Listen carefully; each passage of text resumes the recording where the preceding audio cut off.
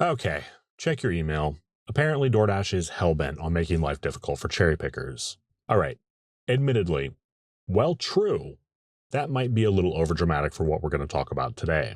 In this video, we're going to talk about DoorDash expanding a change that they started rolling out in select markets months ago. Yesterday, I got flooded with texts, emails, and comments about an email that many of you received from DoorDash. Now, in even more markets, DoorDash will be requiring a 90% completion rate to remain active on the platform.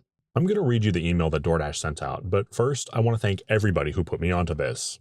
This change hasn't hit my market yet, and without you guys, I wouldn't have known about it. Hi, Nathaniel. We wanted to let you know that on December 6th, we're making an update to the minimum completion rate criteria for Dashers in your area. Starting December 6th, the minimum completion rate to remain active on the DoorDash platform will increase from 80% to 90%. We understand this is a change to the completion rate requirement you're used to. To help with the change, we will be resetting your completion rate to 100% on December 6th, so you can continue dashing without interruption. You won't have to worry about building your completion rate back up and instead can focus on maintaining the new 90% minimum completion rate. First of all, thank you to Nathaniel for sending this my way. I appreciate you. Let me know in the comments if you got this email. If not, it's probably coming. When they start rolling out changes in one market, it's typically not very long before the rest of the markets follow suit. All right, there's a couple of things to unpack here. Let's start with the completion rate requirement jumping from 80% to 90%. Is this another squeeze to drivers? Yes, of course it is. Having said that, I don't think this is the biggest deal in the world. Let me explain why.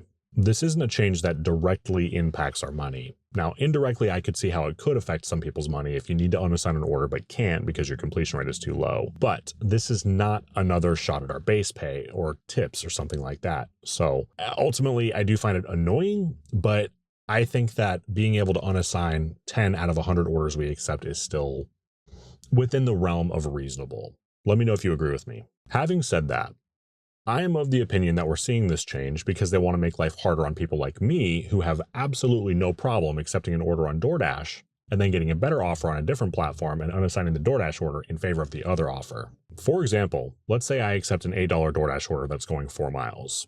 Not a fantastic offer, but also not a terrible offer. Meanwhile, I'm running Uber Eats and get an $11 order going 2 miles. So I'm going to unassign the DoorDash in favor of the Uber.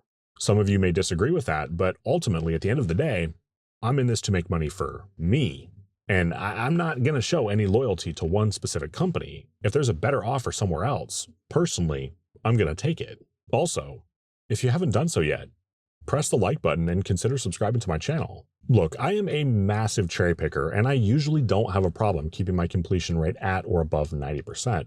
Hell, before these changes started rolling out, I always suggested people keep their completion rate at least 90 so they had a buffer. So moving forward, if you're in one of these markets, you should probably shoot for 95% so you still have room to work with if something goes sideways. Now, I don't think we're going to see the completion rate get any higher than 90%. I think that is going to be the absolute ceiling. And the reason that I think that is because with the driver tier programs, the completion rate requirements are usually at 90%, unless you want access to the LOP or top dasher, in which case it's 95%. So DoorDash needs something that they can squeeze drivers for the premium shit, right?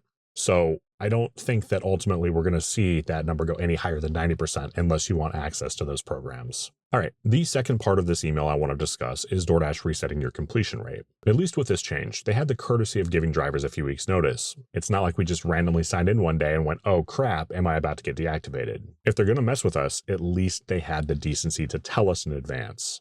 On top of them giving us notice, if you're in one of the markets with this change, they're going to reset your completion rate to 100%. So essentially, you don't have to scramble to raise it in time. All right, let's be real.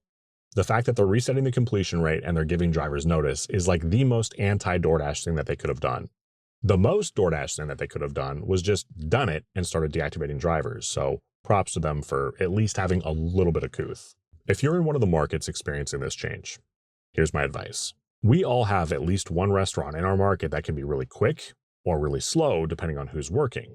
During peak times, you may want to avoid that place unless the pay justifies you having to wait. We don't have a whole lot of room to unassign anymore, so make sure you're being paid enough when you accept that order where you're comfortable waiting from the start.